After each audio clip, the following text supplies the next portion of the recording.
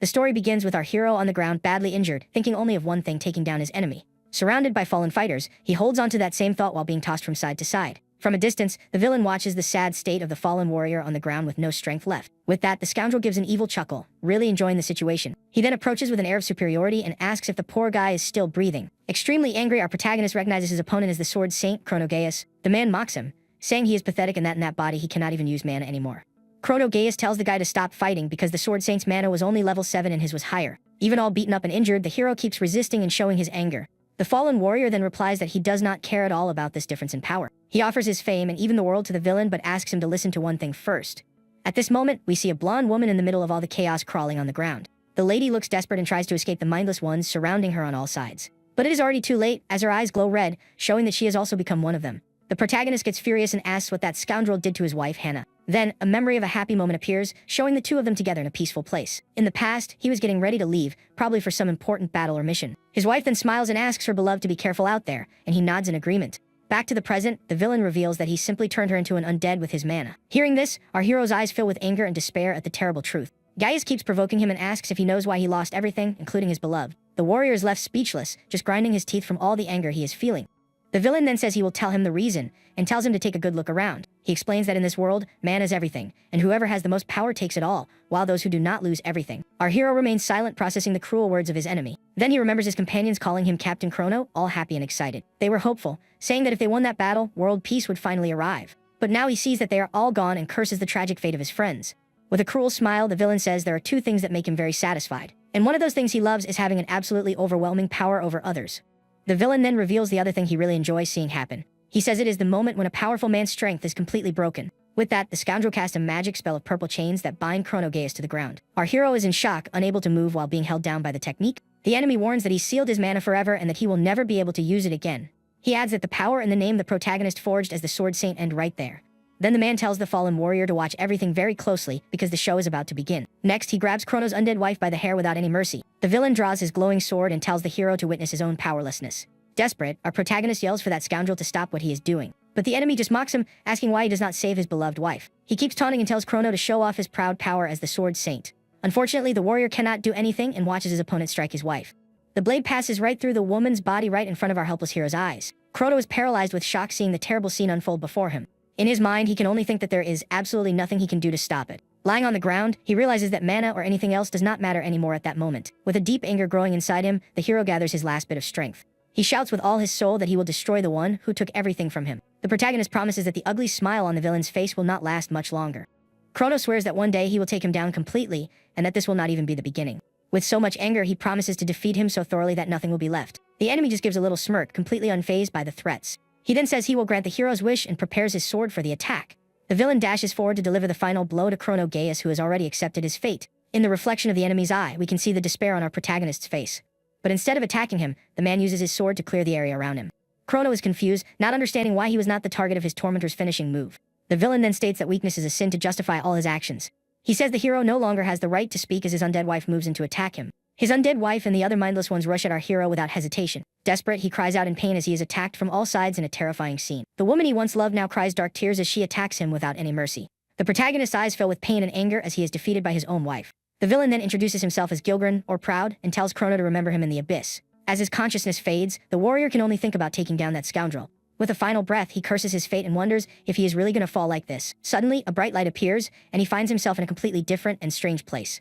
A mysterious voice comments that it found it interesting that he was still screaming for destruction at his end. A dark, hooded figure appears and says it likes the warrior's tenacity. Chrono is totally confused and wonders what kind of thing is standing in front of him. The creature with glowing eyes just watches him in silence in a very intimidating way. The hero panics, wondering if it could be a monster or perhaps a powerful dark entity. The entity says that even as a sword saint, he was easily defeated by Gilgren, and then the being asks if it was not frustrating for Chronogaius to lose everything like that. The shadowy figure says he wants payback, and that it will give him this unique opportunity. It promises to grant him a borrowed life and power, and to break the eternal seal on his mana. The warrior does not understand anything and asks what this life and power would be. The being explains that in a new body, he will have 3 minutes to use immense power and defeat Gilgren. Chrono is shocked and asks how he knows about that man and what he wants him to do. The entity says that in a life full of battles, he found a light that was brutally crushed. For that reason, he has no choice but to take down the necromancer for the soul of the woman he loved. A tear of sadness and determination falls from our protagonist's eye at this moment. Suddenly, Chrono opens his eyes again, but now he looks much younger. He is floating in the exact same place as before, while objects rise into the air around him. Upon landing on the ground, he notices the place is exactly as it was before his fall. Looking at his hand, he realizes that somehow he managed to come back. But the shock comes when he notices that he is now in the body of a simple child. The creature's voice echoes in his mind, saying it will give him his long-awaited chance. Chrono then realizes the situation he is in and curses that scoundrel. Our hero tries to use his mana but notices that it is sealed and does not work. Without his mana, he wonders what kind of chance this is that the entity gave him. The mysterious entity remains silent, giving him no answer at all. Suddenly, 2 soldiers appear, and one of them points to the boy on the ground. The soldiers see him as a survivor and call him a brat with disgust. The soldier says he does not care and that the order is to eliminate all the survivors. He then reveals that this cruel order came directly from Lord Gilgrant. Hearing his enemy's name awakens Chrono's anger all over again. The soldier moves in to attack the boy, saying a very arrogant goodbye. With a quick movement, the man tries to hit our hero with his sword, but using his battle experience, Chrono manages to dodge the attack easily. The boy curses the situation while managing to grab the enemy's sword. The henchman praises the boy's moves but says it is nothing. He adds that even with good reflexes, his strength is just not enough. Chrono notices that mana is not the only problem because this body lacks physical strength. The soldier says he is lacking and that with that power level, he will not accomplish anything. He repeats Gilgrant's phrase saying that weakness is a sin for a boy. Even at a disadvantage, our protagonist does not give up and gets ready to fight.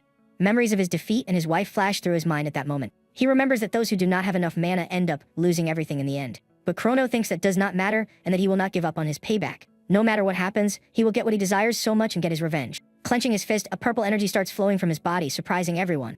The soldiers are left confused, not understanding what is happening with that boy. Suddenly, a massive explosion of golden energy happens right in the middle of the field. Our hero shouts as the energy intensely manifests around his sword. The energy turns into chains of light that wrap around his weapon. The soldier who attacked him is in shock, unable to believe what he is seeing. The light chains continue to form and shine brighter and brighter. The henchmen wonder what just happened as smoke rises. Our hero is surprised to realize he can use mana and that the power he feels is insane. The soldiers are shocked by the mana level the boy is putting out and wonder how it is possible. But one of them does not care, saying a brat is still a brat and that he will crush him to pieces. Then one of the henchmen charges at our protagonist with everything he has, showing no fear. With a determined look, Chrono accepts the challenge and tells the enemy to come at him with all his might. In the blink of an eye, the boy dodges and counters with amazing speed for his size. With a single sword strike, he manages to defeat several soldiers all at once, showing off his skill. After the attack, a large trench forms on the ground, showing the devastating power of his strike. Our hero's face shows a mix of surprise and determination with the power he just used. He still seems a bit confused by everything happening around him at that moment. Chrono admits he does not understand it from start to finish, but that he does not care about the details. For him, the important thing is that he now has enough power to achieve his much-desired payback. With this new power, he has only one goal in mind, which is to take down that scoundrel Gilgrant. He remembers he should be gone, but the entity offered him a unique chance for revenge. The creature promised him a borrowed life and power to drive his blade into Gilgrant's heart. Back to reality, a soldier yells for him to fall and charges with his sword drawn. But with his new strength, Chrono easily defends himself and finishes the enemy without any trouble. The henchman is shocked to be defeated so easily by a simple boy on the ground. The other soldiers watch the scene in shock and curse the boy for his unexpected strength. One of the men yells at his companion, asking why he is struggling with a brat, and orders him to finish him. Seeing the situation, several enemies decide to attack our hero all at once without thinking twice. But with his swordmanship mastery, he perfectly defends against the multiple attacks. He then jumps into the air, getting ready to use one of his most powerful techniques against them. Surrounded on all sides, he focuses on unleashing an area attack to hit all of them. Our protagonist then announces the name of his technique, the third form of Kiltia swordsmanship. The attack is called Rhino Horn and releases a massive wave of energy in all directions. The entity's words echo in his mind, reminding him of his goal to take down the necromancer. The image of his former self appears behind him, showing a warrior's soul inside a child's body. After the attack, all the soldiers are defeated, and he says the cleanup was done successfully. Even with the victory, he is still impressed and says that power was truly insane. He says Kiltia's swordsmanship is his, but he never had enough mana to use so much power before. With that, and the reflection of his sword, he briefly sees the image of his past self.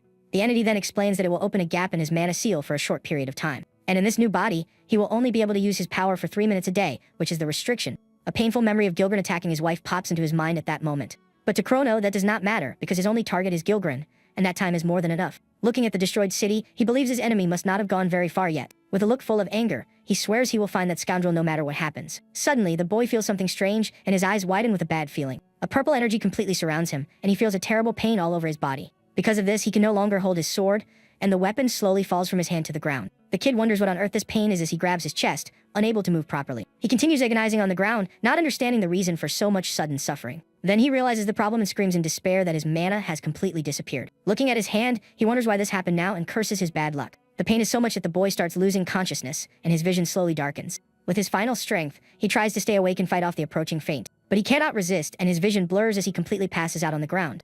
In the darkness, unknown voices complain that he is still breathing and talk about getting rid of him. Confused, our hero wonders who these people are and what they want with him. The voices then decide the best thing to do is throw him into the forest of demonic beasts. Sometime later, the boy wakes up and realizes he is being carried deep into a forest. Then he is thrown hard onto the ground and notices he is all tied up with ropes. Two guys appear, and one of them calls him a disgrace because he cannot even use mana. The other guy then says that this time he will definitely perish, calling him by the name Zeke. Our hero then realizes that Zeke is the name of the body he ended up reincarnating into. The guys say that a failure like him does not belong in their house, and tell him to meet his end there. Very angry, Chrono understands that Zeke was the outcast of the family, and that is why he was abandoned. To make matters worse, one of the guys throws a strange substance on him to attract the forest beasts. The same guy mocks him, saying the beast will find him soon, but the other brother tells him to drop the ropes. With a mocking smile, one of the guys asks if he is begging for his life, but Zeke lifts his head and, with a serious look, says he will only say it one more time.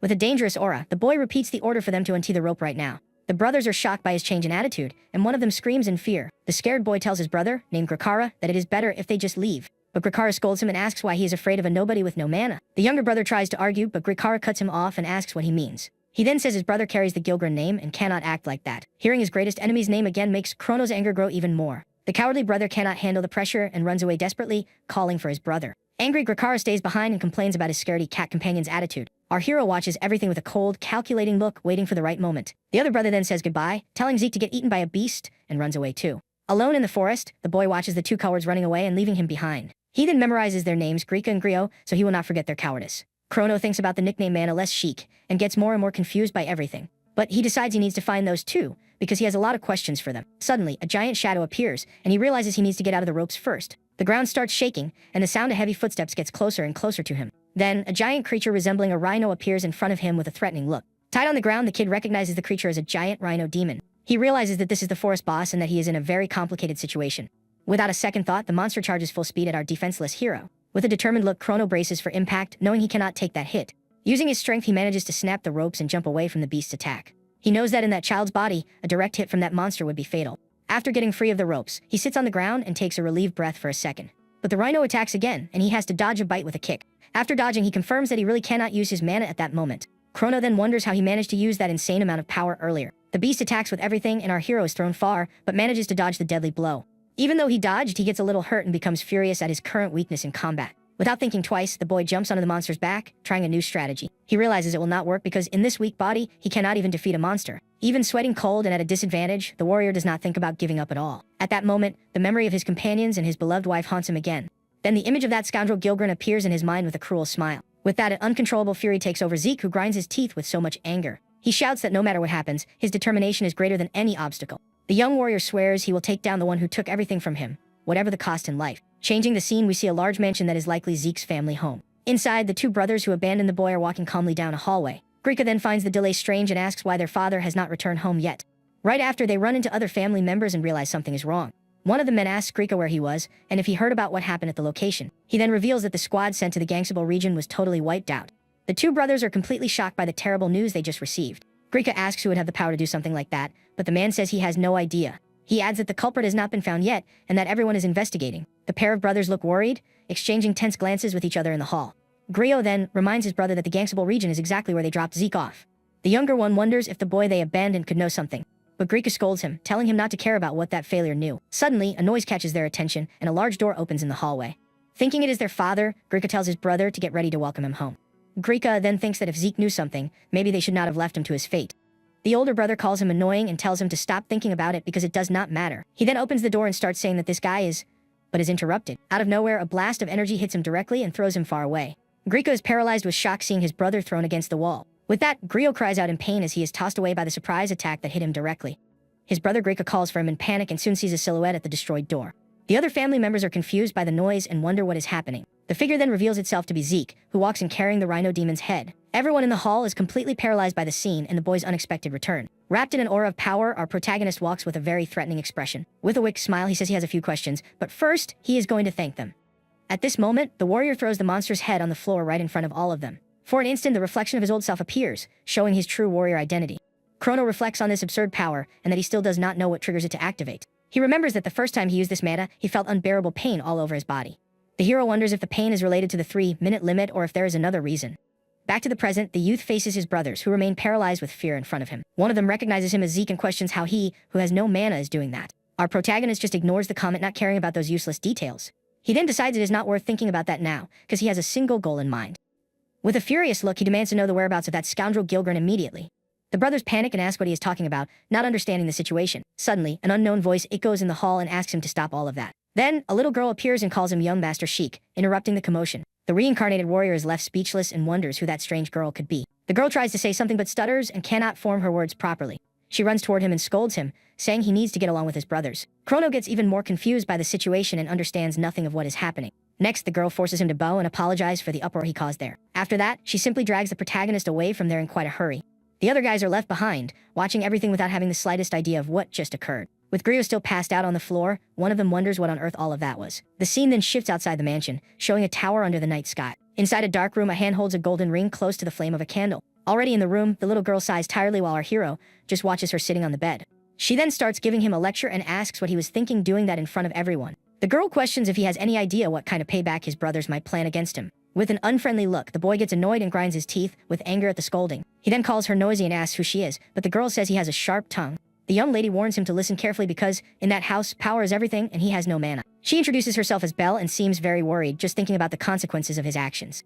Our hero remains silent while the girl worries about what might happen. He then thinks about the nickname, Manaless Sheik, and realizes the body's previous owner really was a weakling. Belle gets all shy and emotional about the situation and clenches her fist tightly. With a determined step, she approaches the boy to continue the conversation with him. She reveals that she has been watching him all this time as his personal maid. The girl says she saw him work himself to the bone, giving his all, while she prepares tea for him. And even with all the effort, she saw his suffering from not being able to turn his mana into magic. The young lady explains that everyone is born with a life force inside them called mana, but that few manage to refine it into magic to use in spells, and that there are 7 levels. Belle adds that his brothers have already reached level 4, while he has not manifested anything. With that, she hands a cup of tea to the boy, who watches her in silence.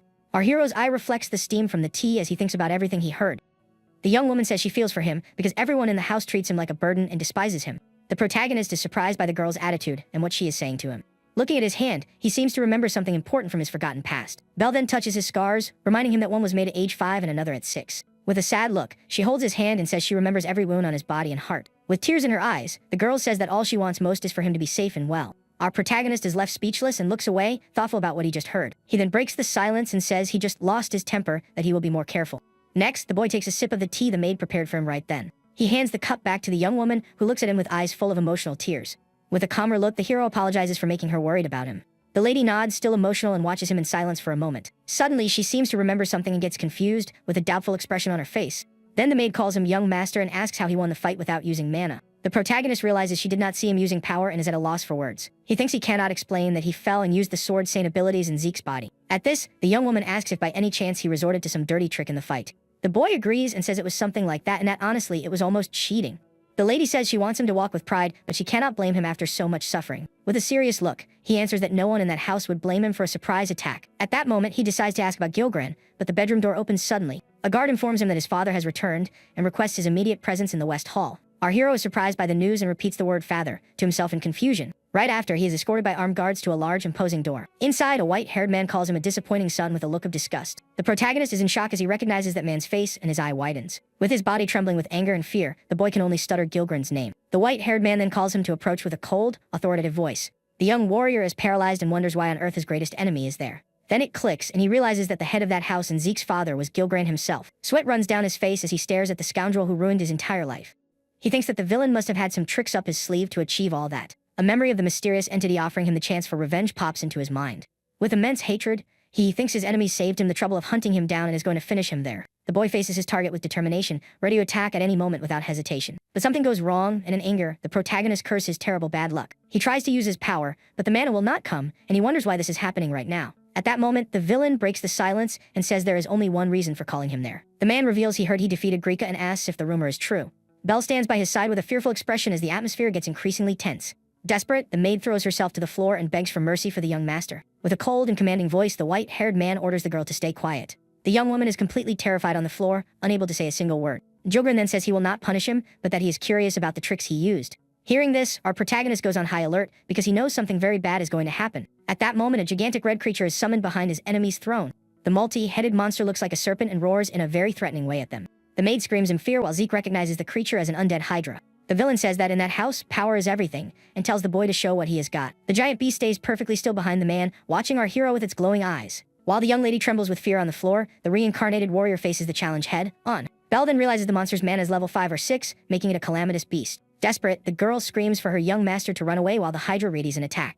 The creature then fires a massive blast of purple energy toward the two in the hall. The powerful attack rushes forward with the intent to destroy everything in its path. With a quick move, our hero manages to grab the maid and save her from the deadly strike. He then thinks that a Hydra's mana level is 4, and that his father must have strengthened it a lot. Jilgren mocks him, saying he has 0 chance of beating that beast without using mana. The boy thinks about his mysterious power and that he does not know the consequences of using it now. For a moment, he hesitates, not knowing what to do, and places his hand near his sword.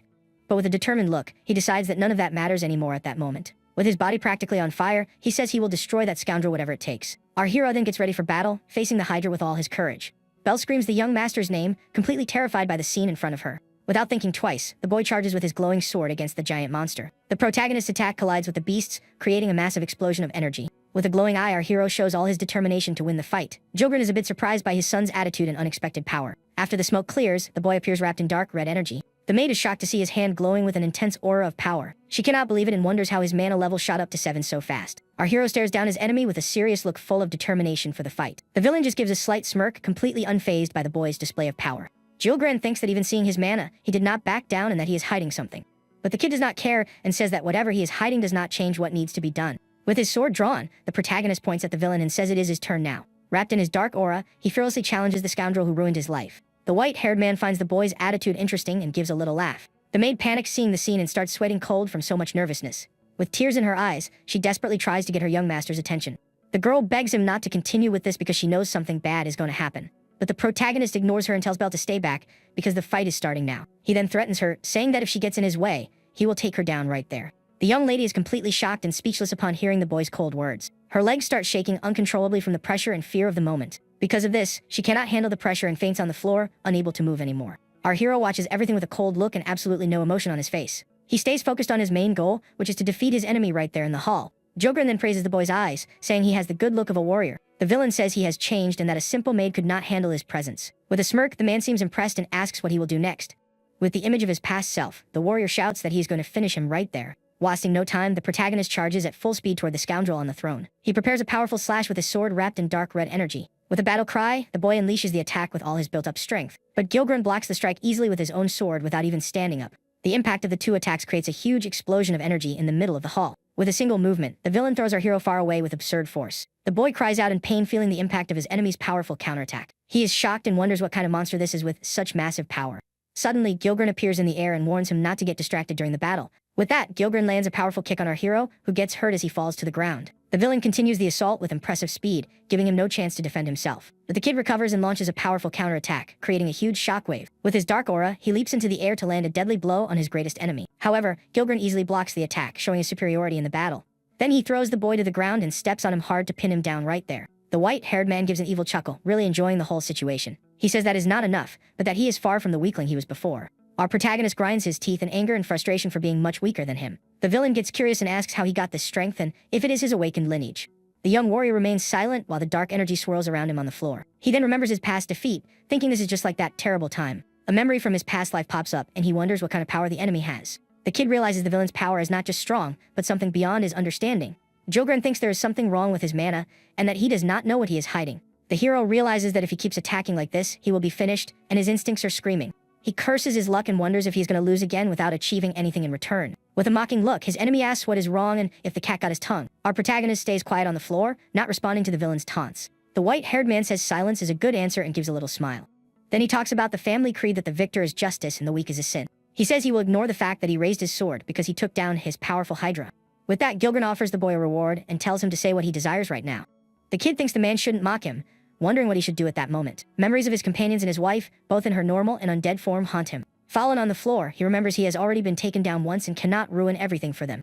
He then decides he needs to drag every single one of his enemy's secrets into the light. His enemy keeps watching him silently, waiting for an answer from the youth there. With a new plan, the boy asks to see the mindless ones that his father commands. Jilgren is surprised by the request and repeats the word undead curiously. With a determined look, our hero confirms his request and answers yes. His enemy stares at him with a serious expression, a bit surprised by the answer. Then Jilgren tells the boy to follow him, and the scene shifts to the mansion at night. They walk down a dark hallway lit only by the flame of a torch. The villain opens a secret door, and the protagonist follows him into the mysterious place. Walking down the stairs, the man asks why he is interested in the mindless ones right now. The young warrior stays quiet for a moment, thinking of a good excuse to give. He says he felt his father's strength in the Hydra, and wants to learn from it to get stronger. Jilgren says he understands while our hero feels a pain and leans against the stone wall. His enemy notices the discomfort and asks what is wrong with him all of a sudden. But the kid says it is nothing, and that he is just a little tired from the fight earlier. He curses his bad luck because the pain he feels is the same as before, like his body is tearing apart. With a lot of anger, the warrior tells himself he cannot pass out there for the sake of his men. And he finishes his thought, saying he cannot fall, especially because of Hannah. At that moment, a memory of his beloved wife appears in his mind under the night sky. Back in the past, a man with a long ponytail hears someone call him darling. He turns around and sees his wife Hannah, who asks what he thinks of her appearance. The lady shows off her new dress and asks if the outfit suits her right then. Our hero is left completely speechless at her beauty and just says her name. He answers dryly that he does not know and that clothes do not matter much to him anyway. But the woman grabs him by the collar and says things do not work like that anymore. She explains that as the Sword Saint, he is the pride of the Empire, and she needs to measure up. With a smile, she fixes his collar and says that at least at the party, he has to look handsome. The lady steps back and says that now he looks wonderful, and that everything is ready. The warrior gets a bit flushed and embarrassed by his beloved wife's compliment. With her eyes closed, Hannah gives her beloved a sweet and gentle smile at that moment. Back to the present, the boy clenches his fist tightly, trying to endure the pain he feels. With a tear in his eye, he apologizes to Hannah for not being able to protect her. He then swears to himself that he will watch and that he will destroy that scoundrel. Then the villain stops walking and announces they have finally reached their destination. The white-haired man stops in front of a large door and says that this is the place. With a heavy sound, the massive doors open, revealing the darkness inside. Our hero is completely shocked by what he sees and can barely finish his sentence. The place is revealed to be a gigantic pit full of mindless ones with a sinister blue energy. From a balcony, the boy and the villain watch the horde of creatures moving around below. Shocked and sweating cold, the protagonist wonders what on earth all of that is. He stands in silence, completely paralyzed as he tries to process the scary scene. His enemy then coldly explains that the fallen have no emotions or free will. But he adds that sometimes something interesting shows up, and that is one of them. Hearing this, our protagonist's eyes widen with a very bad feeling. A female undead appears, and the villain says she is a creature that cries non-stop. With a smirk, he asks if it doesn't look like she is waiting for someone there. The reincarnated warrior is shocked to recognize the face and shouts Hannah's name. The white-haired man wonders if she is still looking for something even after everything. With an evil smile, he holds the zombie's head and asks what is wrong. He then calls him over to look closely because that was what he wanted, and the creature reaches out. The villain grabs the undead woman's arm and places it right in front of our hero in the room. With his fist hurting from squeezing so hard, the boy curses that scoundrel with all his hate. Grinding his teeth, he repeats several times that he will destroy the one who took everything from him. The kid then thinks he cannot do anything now, but that his revenge will come. In his mind, he asks Hannah to wait a little longer because he is going to take down Gilgren. To do that, he needs the enemy's power to uncover his secrets, whatever it takes. The scene then changes, and we see our hero lying in bed with his eyes wide open. He sits up in bed as the rain falls outside his bedroom window. In the darkness, the boy stares at the flame of an oil lamp with a determined look. With his beloved's name in mind, he reinforces his promise of revenge once again. With glowing eyes, he swears he will take down Gilgren with his own hands, no matter what. And so the chapter ends with the title image amidst the flames of the oil lamp. The next day, a scene of a beautiful sunny day at the mansion is shown to all of us. The sound of knocking on the door echoes through our protagonist's room, who is already awake. The maid Belle comes in and greets him with a polite, "Good morning." But she is surprised to see that the young master was already awake and sitting on the bed. The girl stutters in surprise, and he just confirms that yes, he had been awake for a while. Belle apologizes for the delay and says she will bring him some hot tea immediately. Next, she is shown serving a cup of tea to the boy who watches her in silence. The young woman seems a bit nervous and worried while serving the drink to the lad there. Our hero keeps looking out the window without saying anything, lost in his thoughts. The maid then remembers the threat he made the day before and gets scared. She apologizes for intruding and says he lost his head for a moment. The girl says he finally awakened his mana and that she is very happy about it. But the protagonist is only thinking about Gilgren and how he needs to unravel the mystery of his power. He reflects that surprise attacks do not work against the villain's absurd power. The lad wonders what that sinister mana is and knows there is a lot he does not understand. Without enough information, he stays deep in thought while the maid calls him. With tears in her eyes, Belle asks if it isn't cruel to ignore her like that. She says she just did her best for him, for Lord Gilgren, and for herself in the end. The boy then says he wasn't ignoring her and was just thinking a bit. The maid asks if he hates her but says she will continue to serve him anyway. He then interrupts her and asks her to talk about Gilgren's mana. Anything will do. The young woman is completely confused by the question and does not know what to tell him. Belle says she is just a maid and knows nothing, but his mana felt like it drained her life just by being near. The lad confirms that she also felt that strangeness, and Belle scolds him, telling him to call him Lord Gilgren. He then reflects that mana is life itself, a pure and essential force for all living beings. But his enemy's mana contradicts that, and this could be the key to uncovering his big secret. The maid then changes the subject and says she is worried about the exam the next day and wished they would delay it. The reincarnated warrior gets a confused expression, not understanding what the girl is talking about. So, he asks what this exam is because he did not remember anything about it. The lady explains that it is the family training exam that everyone takes when they turn 10 years old. Our protagonist then repeats with disdain that it is the Gilgren family training and seems to think. He says he is not interested and has no time to waste on that, leaving the maid shocked.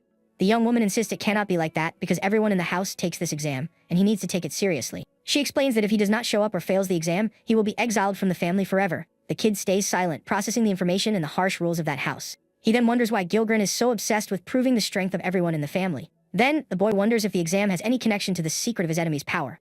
Zeke asks if passing the exam will get him closer to Gilgren, and Belle corrects him on the name. He ignores it and asks again, and she answers that if he passes, he might be assigned to the guard unit. The maid adds that even the lowest soldier receives direct orders from Lord Gilgren. With a determined look, our hero understands what he needs to do and says he got it all. The scene shifts to a large castle that looks to be the place where the exam will happen. We see a huge courtyard with several people gathered for the start of the family training. The two brothers who abandoned Zeke in the forest are there looking unhappy. Our protagonist then arrives at the location, accompanied by his loyal maid Belle at his side.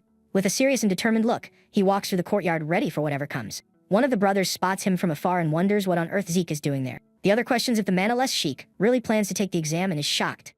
He adds that he thought the boy would just give up and get kicked out of the house. A memory of Zeke's power flashes, and he thinks the boy got cocky because of luck. Belle approaches and asks her young master not to push himself too hard so he won't get hurt. The lad calls her persistent and says, with an annoyed look, that he already told her everything will be fine. He then thinks that the truth is he does not know how far he can go in Sheik's body. But he knows he cannot be kicked out because he needs to uncover his enemy's secret. For that, he needs to stay close, and this exam is actually a great opportunity for him. With a determined look, he swears he will pass the exam as Sheik, no matter what it takes. To then expose Gilgren's secret and next time, take him down and save his beloved Hannah. Suddenly, a mysterious hooded figure approaches him and asks for a chat. A group of mean-looking guys surrounds him, and one of them asks what he is doing there.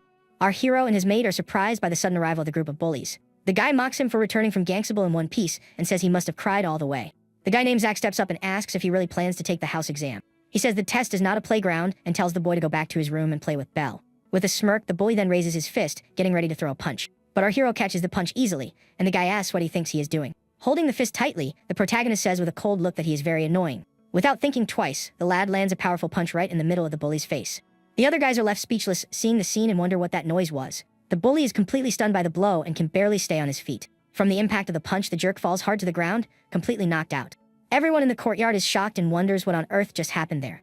Our hero stands still in front of the fallen body while Belle watches him, scared. The guy watching from afar says Zach dropped like a rock and wonders what Zeke did. With a cold look, our hero says he won't wake up for at least half a day and calls him trash. Grika's brother wonders who that guy is and since when he knows how to fight like that. With a lot of anger, the lad grinds his teeth in frustration for having been humiliated in the forest. Suddenly, a man with glasses appears and says that is enough and that it is time to end the show. He then announces that the promised hour has arrived and asks everyone to gather in the courtyard. With a slight smirk, the protagonist seems very confident about what is to come. The scene then shows the mansion courtyard with all the candidates gathered for the exam. The instructor explains that the 23 gathered there are all heirs to Gilgren's blood. He then asks if all candidates eligible for the exam are present, and they confirm. The man then says he understands and turns his back to the group of youths in the courtyard. Next, he grabs a piece of paper and warns that rules are rules, and he will read them to everyone. With that, the instructor begins explaining that the exam serves to test the strength of all of them, and that those who pass will be able to join Lord Gilgren's elite guard unit. This elite unit handles missions like bodyguard duty, taking out targets, and military operations. And only those who pass the exam will be qualified to join this unit. The test itself is a survival trial on a mountain full of bloodthirsty beasts. With a serious look, he warns that every year, some perish in the forest during the test. The candidates fall silent, wearing tense expressions upon hearing about the danger of the exam. Suddenly, a powerful voice echoes, saying that this year they are adding one more rule. All the young people are completely shocked and speechless hearing the Lord's voice. At that, Lord Gilgren himself appears, walking toward them with an imposing presence. Seeing him, all the candidates kneel as a sign of respect, except for our protagonist. Zeke remains standing, glaring at his greatest enemy with a look full of hate and defiance. Grinding his teeth, he controls himself not to attack the scoundrel right there in front of everyone. The image of Hannah in her undead form flashes in his mind, fueling his anger even more. With clenched fists, he swears to himself that he will pass that exam whatever it takes. With his hand hurting from squeezing so tight, he kneels down along with the other candidates. Our hero then stares down the villain with a determined look, ready for whatever happens. The white-haired man watches him with a cold and indifferent expression at that moment. He then announces the new rule, which is to protect an undead during the entire exam. Gilgren explains that each of them will receive a zombie and will have to risk their lives to protect it. With a smirk, he tells him to think of it as a rehearsal for protecting him. The reincarnated warrior faces the situation with a serious look, showing no emotion. Guards then appear and start putting shackles on the wrists of each candidate. One by one, they are chained to their new undead partners for the test. The villain then explains that the mana supply for the zombies has been cut off for the exam. Because of this, he says the bodies will not be revived again, making protecting them a challenge. Our protagonist is chained to a random zombie and glares at it with disgust in the courtyard. With a look of disgust, he curses the scoundrel for creating such a sick rule. He wonders what on earth this thing is as the zombie twitches on the ground beside him. Suddenly, one of the brothers yells that his zombie is crying and that it is really gross. Looking to the side, our hero is in shock to see that the zombie was his beloved Hannah. Gilgren watches the scene from afar with a sadistic smile, enjoying the situation. With uncontrollable hate, the boy curses that scoundrel with all his soul and strength. The villain then tells his children to go and show their strength to him at that moment. Our hero accepts the challenge and swears he will pass the exam so he can then take down Gilgren. The man repeats that the first test is survival and protecting the assigned undead. With a final command, he tells his children to go and show their true strength to him. All the candidates then answer in unison that they will and prepare for the start of the exam. With a look of pure hate, he swears he will pass the test to uncover that man's secret. For him, this is the only path he can take, and he does not care what he has to do to win. With the image of his past self, he promises he will take down Gilgren and finally save his beloved Hannah. The scene then cuts back to the conversation with Belle, where she says training begins when a child is born. The girl explains that the training includes hunting animals, magical beasts, and even other humans. She says that siblings are thrown onto a deserted island and only the survivors are raised. The maid says that to her. All of this seems very cruel and asks if he remembers any of it. The kid nods but says he does not know any of it from personal experience after all. The lady then gets curious and asks if anything bothered him about that subject. With a cold look, the reincarnated boy replies no and that everything is completely fine. He complains that everyone only talks about strength and wonders if the family is really a big deal. Belle explains that the history of the house is recent, but the customs are ancient, and he disagrees. The young woman says they grew as a martial house and that neighboring nations recognize them. In his thoughts, the warrior notes that something is off since the family is quite new. He wonders why they are so obsessed with power if they do not have much honor to protect. Instead of answers, he realizes he is just piling up more and more questions about everything. The maid then warns that he also needs to follow these strange family customs. She adds that if the Lord does not acknowledge him, he will not be able to stay there anymore. But the lady says that if he manages to stay in the mansion, she would be very happy about it. The protagonist remains silent, just processing the words of his loyal maid. Back in the courtyard, Grika complains about being chained to that undead woman he finds disgusting. He then asks the instructor to swap his zombie because he cannot focus with that thing. The man explains that the decision is final and that the chains cannot be removed under any circumstances. Grika keeps complaining, saying that if he loses points because of it, it will be the worst for him. In the distance, his father tells him to do what he wants and stares at him with pure disdain. The villain says that with true strength, the type of zombie shouldn't matter to him at all. Terrified, the young man panics and starts apologizing desperately to his father. He then swears he will complete the test without failing, while our hero watches everything silently. The white-haired man just stares at him with a cold and totally indifferent expression. Jogren then tells him to do his best and says he expects good results at the end of the exam. The boy gets all happy and starts thanking his father with a silly smile on his face. Our protagonist observes the scene with a serious look, not understanding his brother's reaction. Grika then turns around and catches the attention of our hero, who remains completely quiet. Hearing the call, his father stops walking and asks what he wants with that lad. Zeke says he will pass the exam to earn the right to stand by his father's side in the future.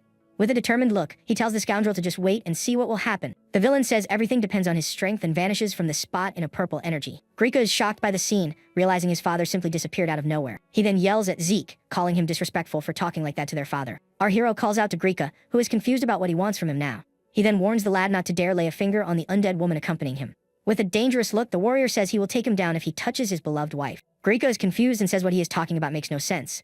He then wonders if Zeke is declaring him a rival at that moment.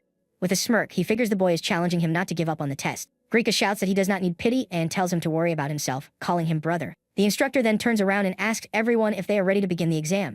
Holding an oil lamp, he announces that time is up and the first exam is starting now. He explains that the flame entrusted by Gilgren will give the signal for the start of the great test. With that, a purple flame erupts from the lamp and engulfs all the candidates in the mansion's courtyard. Our hero is surrounded by an intense purple energy as the teleportation magic activates. He then realizes it is a teleport spell as he is whisked far away. As a result, the mansion courtyard is left completely empty, leaving only the exam instructor. The man then wishes the candidates good luck while Belle watches everything with concern. With a fearful expression, the young maid can only whisper her master's name. Next, our protagonist and his zombie partner appear in the middle of a dense forest. The lad looks around as the purple teleportation energy slowly fades. He looks at his undead partner and says it seems they have finally reached their destination. With a serious look, the boy figures the others must have been sent to another place. The scene then shows the forest path with a giant skull and weird mushrooms. Our hero goes on high alert and surveys the surroundings with great care and attention. He senses a presence and wonders if it is another candidate or maybe one of the examiners. The reincarnated warrior quickly turns around, bracing for a possible surprise attack. Suddenly, a mysterious purple smoke appears behind him without him noticing right away. The smoke then turns into magic runes that reveal the rules of the first exam. He reads the rules and sarcastically thinks what a lovely family, making him fight his brothers. The young man believes the answer to Gilgren's obsession with power lies beyond this exam. Suddenly, the boy hears a strange noise and looks up, startled by what it could be. A giant demonic bird appears in the sky and lets out a very loud and threatening screech. The creature then dives full speed toward another candidate who is in the forest. Our hero comments that a magical beast has already appeared and that saves him the trouble of hunting. He remembers he already fell once and cannot make mistakes in his second chance. The giant beast charges with its claws ready for a deadly strike against the young candidate. The protagonist then leaps into the battle, saying that is the fastest way. With a determined look, he swears to himself that he will pass that test as sheep.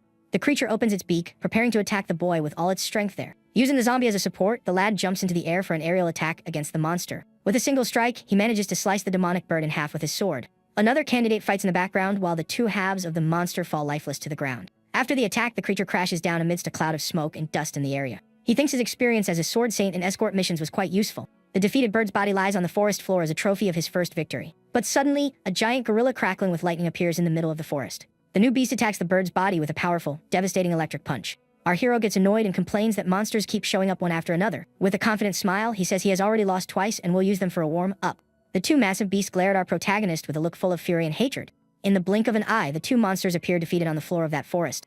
He then wonders if the examiners are at least keeping track of his points in the test. Suddenly, the warrior senses an attack coming from behind and prepares to defend himself. With a quick movement, he manages to block the sword strike from a blue-haired guy. He turns around, confused, not knowing who his new opponent in that forest is. The lad praises him sarcastically and calls him a mana-less weakling with a smirk. Our hero then asks who he is and what he wants with him during this moment of the test. The blue-haired guy just gives a mocking chuckle without answering his question. He says the test is not for the weak and that he is going to finish Zeke, so he becomes beast food. The protagonist smiles and repeats that a mana-less weakling does not deserve to live then.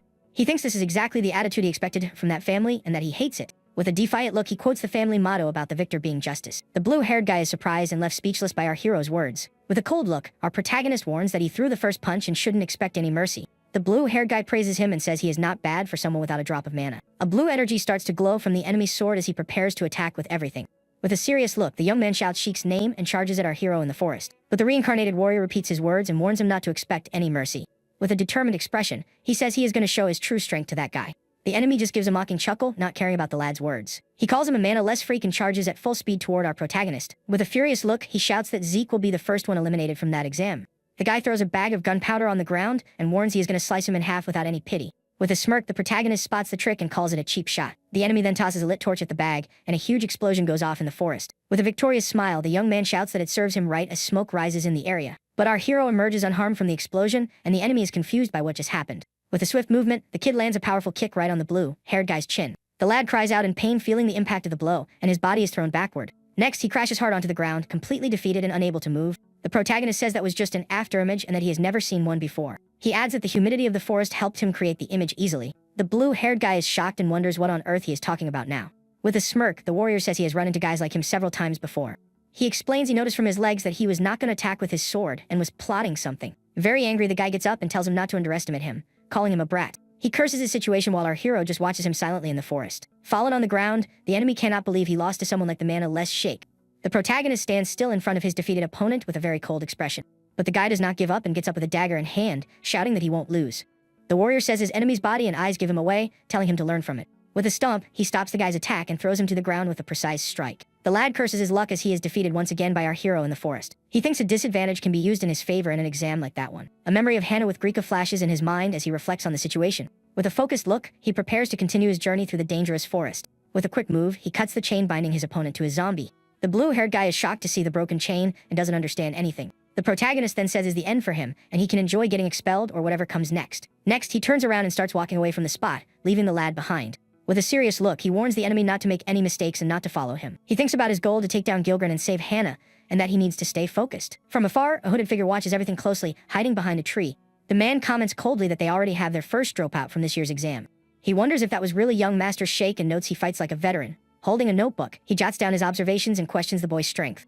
Elsewhere in the forest, Grika is resting against a rock with a zombie. With his arm hurt, he curses his luck for being attacked right at the start of the test. Suddenly, the ground begins to shake, and a strange noise catches the boy's attention. A giant demon pig appears in front of him with a very threatening and dangerous look. Grika complains that the first beast he runs into just had to be an A rank one. The giant monster charges full speed at the boy, who braces for the worst. The beast opens its mouth and lets out a powerful roar as Grika stares at it in fear. The monster attacks with a mighty punch, and Grika screams in despair as he is thrown far. With his body trembling, he curses his luck as the beast slowly approaches. The examiner watches from afar and thinks it is over for the lad in the dangerous forest. He adds that Grika does not stand a chance against that A-rank creature. The monster then runs full tilt toward the boy to deliver the final blow and finish him off. With a look of despair, Grika realizes he can no longer fight and is going to give up. He thinks he is already going to fail the exam and decides to use the undead as bait to escape. Hannah Zombie stares at him with her empty eyes as he gets ready to run. A memory of our hero's threat flashes in his mind, and he hesitates for a second. But the boy grinds his teeth in anger and gets ready to run and save his own skin. He curses the mana-less Sheik and says he understands what he meant by his words. Grika convinces himself that the challenge is to pass the exam without a scratch on the undead. With sweat pouring down his face, he faces the challenge with a new determination. Our protagonist challenges the boy and says if he is his rival, this shouldn't be anything. Grika gets the message and, with a furious look, says he accepts the kid's challenge. Full of anger, he shouts that he is going to do it and won't show something pathetic. With a firm step, he prepares to face the beast head on with all his courage. Without a second thought, the lad charges with his sword drawn against the giant monster. The demon pig attacks with a powerful punch, but Grika manages to narrowly dodge. With a quick move, he counterattacks with a precise and accurate sword slash. With his nose hurting, he shows his determination to win the fight against the beast. The lad then uses one of his techniques and manages to cut off one of the monster's arms. The examiner watches the scene shocked and comments that this is simply incredible. He notes that the kid is really pushing forward against the beast with great courage and strength, but the difference in power is too vast, and Grika is thrown backward with a single strike.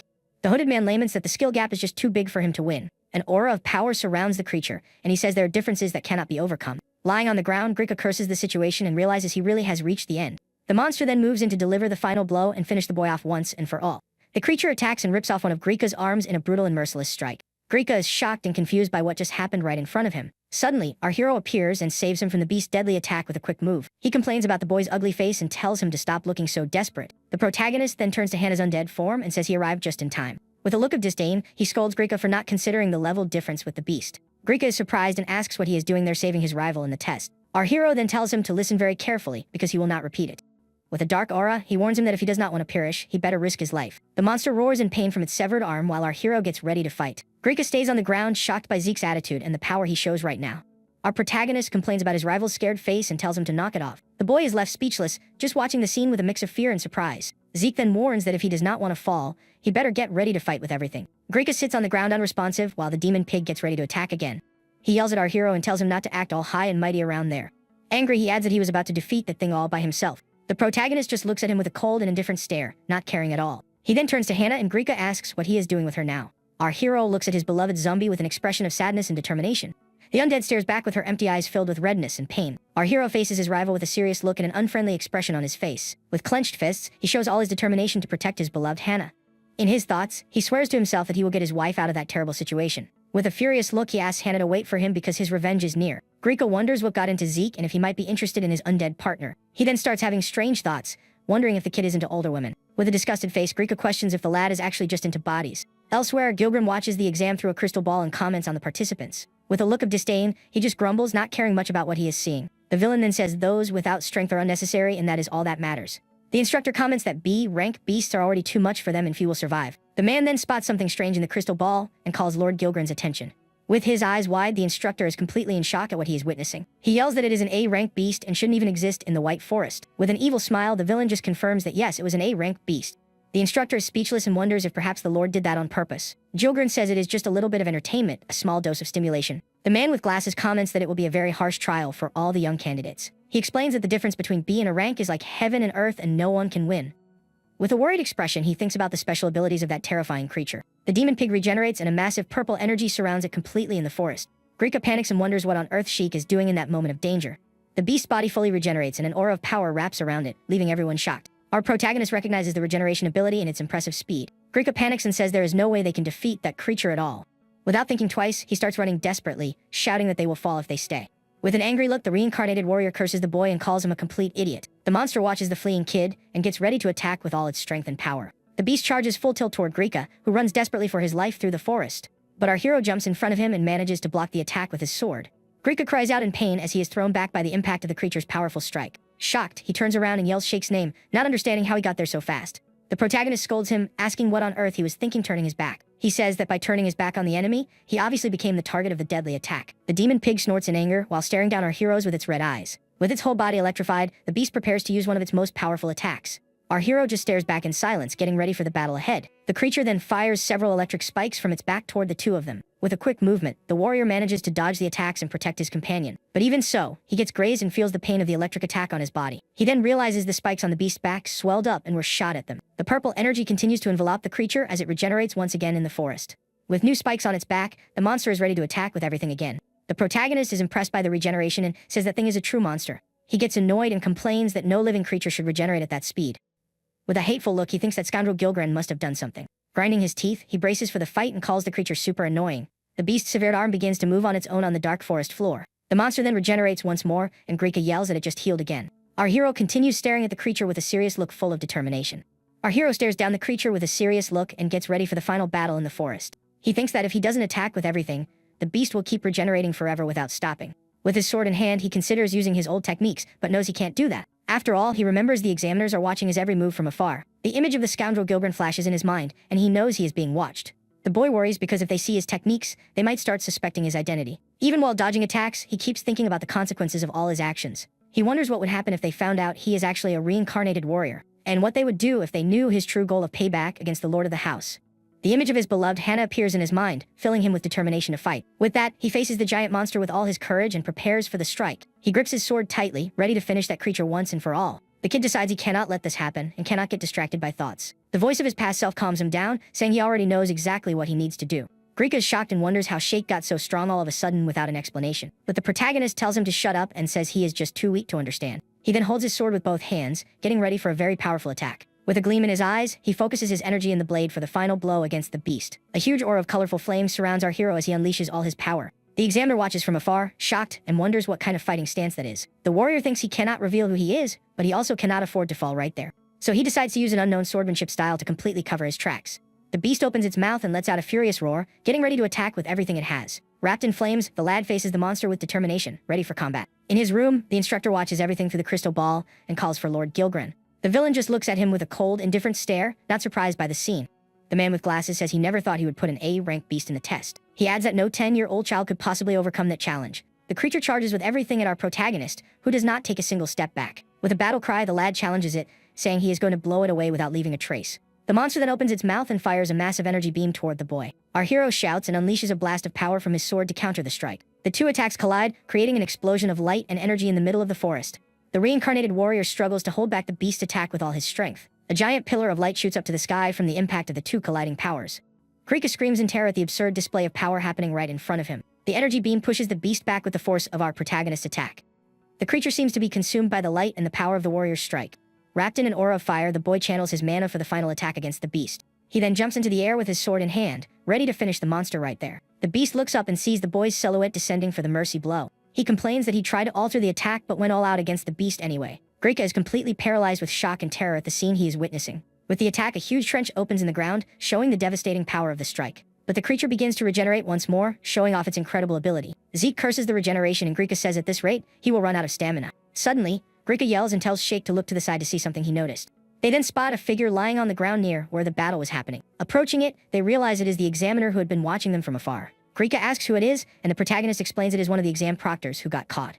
Grika is surprised and wonders if they really had proctors hiding during the exam. Getting closer, our hero notices the man's eye is fake and contains a blue flame. He then realizes that Gilgren had been watching everything through that magic eye. With a smirk, the warrior realizes he is now free to fight with everything he has. A dark aura of power surrounds him, and he decides to use his old swordsmanship skills. With a determined look, he swears he will end this before another proctor shows up. Grika is shocked by the change in attitude and the aura of power radiating from his rival. Our protagonist then unleashes all his power and prepares to use the Kiltia's swordsmanship. With its first form, Gale, he creates a whirlwind of energy that strikes the monster.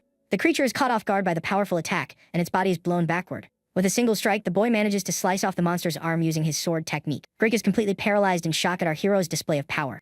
The protagonist explains that Kilchi's swordsmanship was created by the first Sword Emperor, and that nowadays the only one who can use all 7 forms is Chrono Gaze himself. He then uses the 4th form, Serpent's Claw, and an energy snake wraps around the beast. The technique holds the monster tightly, completely immobilizing it in the middle of the forest. With a powerful leap, our hero moves in for the next attack with his sword drawn. He gets ready to use another one of his techniques to finish the creature there. The boy thinks this weak body and the zombie are holding back his total firepower.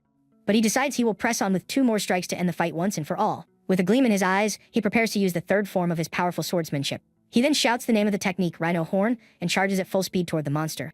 A massive explosion of energy occurs, and the light from the strike illuminates the whole dark forest. In his room, Lord Gilgren senses something strange, and the crystal ball shatters in his hand. The instructor gets startled and asks if something is wrong with Lord Gilgren at that moment. The villain just looks at him with a serious and thoughtful expression without saying a single word. With a cold look, he replies that it is nothing, and the scene shifts back to the forest again. A huge cloud of smoke rises from the clearing where the battle with the creature took place. The demon pig appears completely defeated and melting onto the forest floor. Wrapped in his dark aura, our hero observes the monster's body with a victorious air. He complains about the clean hits and that the beast acts like nothing happened earlier. With a tired look, the boy says he has no choice and needs to end this right away. The beast prepares to attack once again with all its fury and accumulated power. A golden aura of power envelops the protagonist, who gets ready for his next move. Grika yells at him, asking what on earth he is doing and tells him to run away. The warrior explains that this technique consumes a lot of mana, but is less powerful than the others. He then focuses and uses the 2nd form of his swordsmanship, the Hound's Cage. A large cage of golden energy forms and traps the giant monster inside. The beast roars in anger as it is captured by our protagonist's powerful technique in the fight. With a confident smile, the lad says he finally caught it and prepares for the final strike. He then explains that inside the cage, he can locate the beast's core and attack it. With his sword ready, he prepares to slice the core and put an end to the regeneration. With a battle cry, the warrior commands the creature to be cut down once and for all. With a single precise strike, he manages to split the beast core in 2 with his sword. He then realizes the core had been tampered with, and that Gilgren was the one who did it all. Grika is shocked and cannot believe Shake actually managed to defeat the A-rank beast. He wonders what on earth that was, as he has never seen swordsmanship like that in his life. With sweat pouring down his face, he worries about his position if things continue like this. Our hero stands still in the middle of the trench with the smoke of battle rising around him. The creature regenerates once more, and Grika yells that its regeneration is not slowing down. With his hand on the dirt, the lad feels a terrible pain all over his body suddenly. He curses the situation and complains that his body cannot handle the strain of the fight. With a tired look, he thinks he burned too much mana for too long during the battle. Because of this, he can no longer stay on his feet and passes out on the dark forest floor. Grika runs toward him desperately and yells Sheik's name to try and wake him up. He gets closer and asks if the boy is still alive after that intense fight. In the background, the defeated beast's body starts disintegrating into black smoke. Black smoke surrounds the monster's body as it completely dissolves right there. Grika and the zombie Hannah watch the scene in silence, shocked by what just happened. A memory of his mother pops into Grika's mind, reminding him of his duty to the family. His mother warns him not to suffer the disgrace of exile and to fight with all his strength. She tells him to run over his brothers if necessary to achieve glory and win. With a determined look, Grika understands he needs to win at any cost to survive. He then stares at our protagonist with a look of envy and determination for the future. Back to the present, a scene of dandelions flying through a reddish sky appears. We see a man in armor with a long ponytail wondering where he is. Turning around, he encounters a group of people looking at him strangely. He then realizes he is in the middle of a battlefield surrounded by enemies. But to his surprise, they all turn into undead with glowing eyes. The zombies charge at him, and the man gets ready to fight against the horde. Back to reality, our hero is in a fountain and complains that he failed the exam. He is angry because he tried so hard to defeat an A-rank beast and still failed. Grika shows up and sarcastically says he claimed everything Zeke did in the forest as his own. With a look of hatred, he stares at our protagonist with a lot of anger and frustration. The reincarnated warrior ignores him and asks if he really claimed his feats. With a threatening look, he warns that depending on the answer, the fountain will be his tongue. Grika panics and denies everything, telling him not to put the blame on him. Angry, he asks if the boy has any proof and challenges him to show something. Our hero then lands a powerful punch on Grika, who falls hard into the fountain water.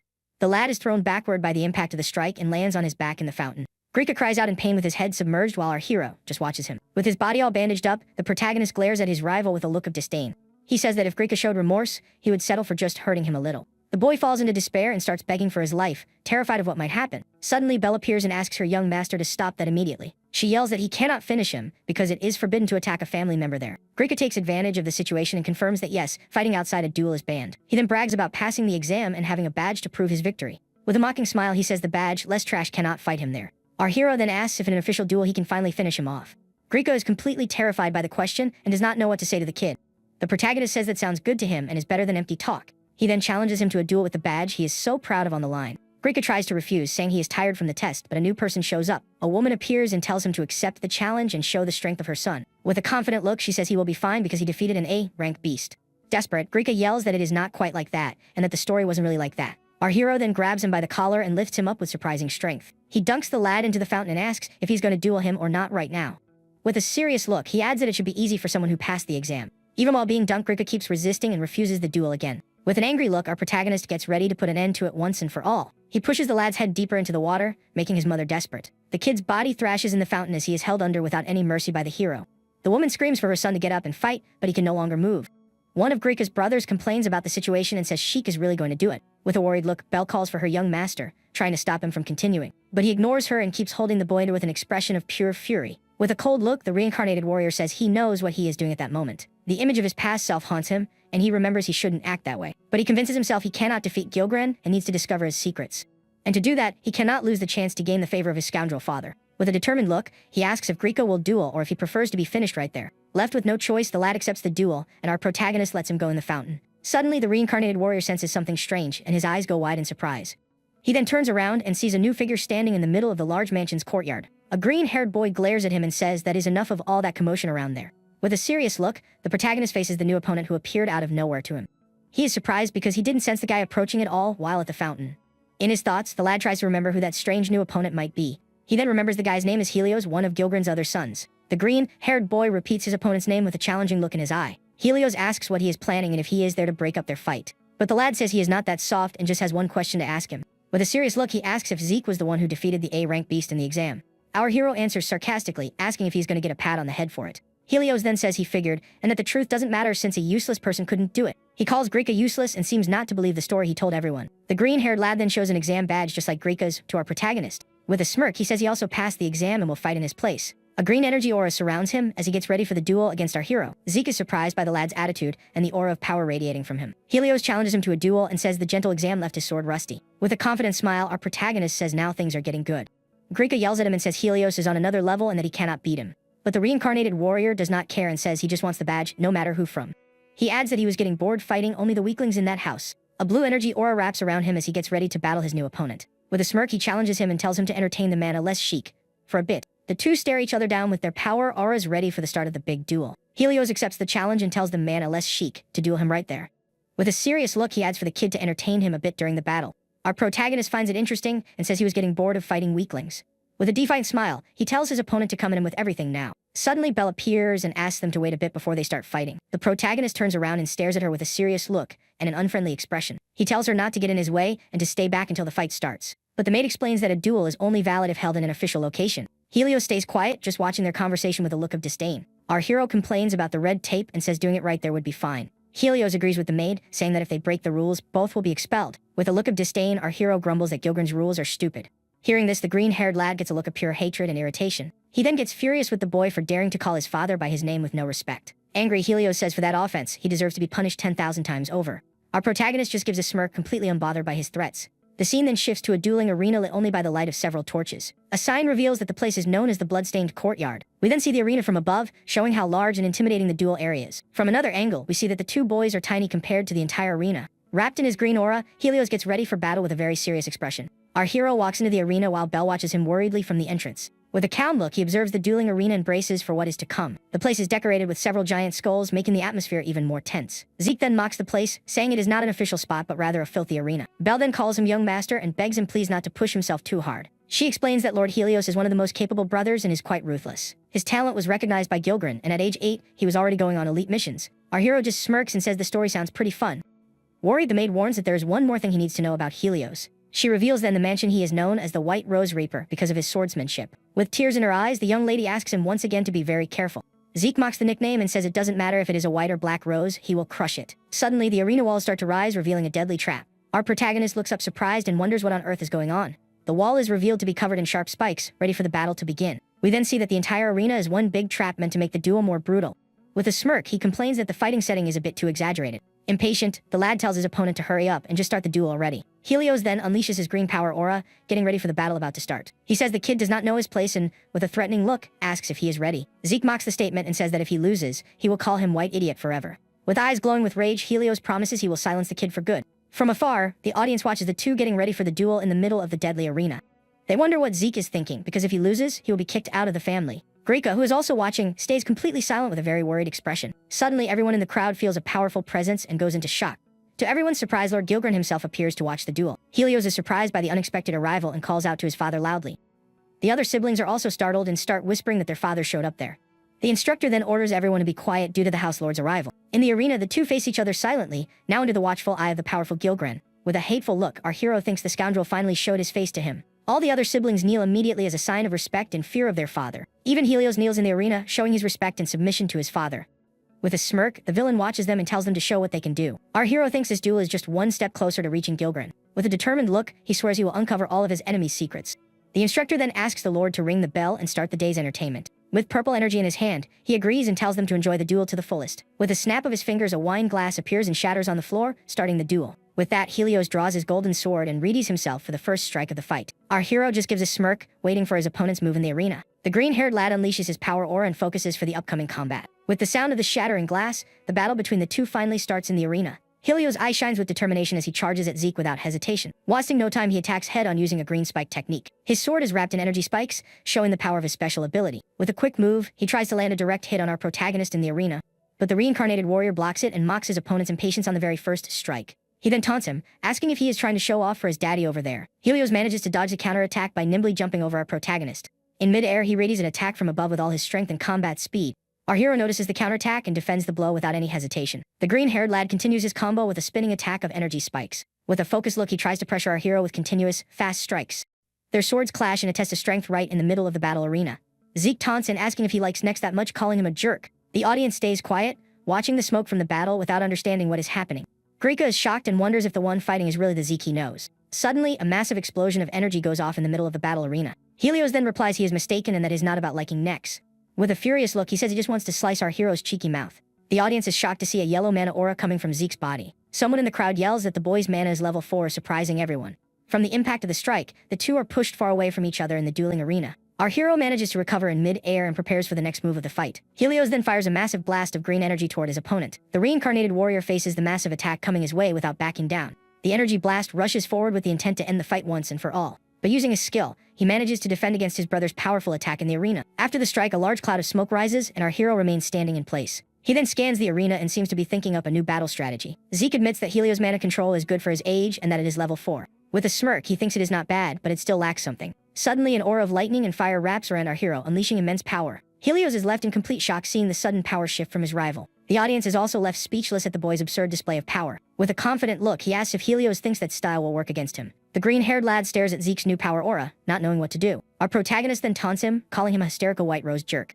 We then see the two power auras facing off in the middle of the battle arena. Helios gets annoyed by the taunts but is also confused by his new power. He repeats he wonders if his fighting style will work against someone of the same level. With sword in hand, he challenges him once more with a mocking smile on his face. The audience yells in shock that Zeke's mana level is also 4, unable to believe it. Grika says Helios is one thing, but seeing Zeke with this power is unbelievable to him. From his balcony, Gilgrim watches the two power auras clashing in the dueling arena.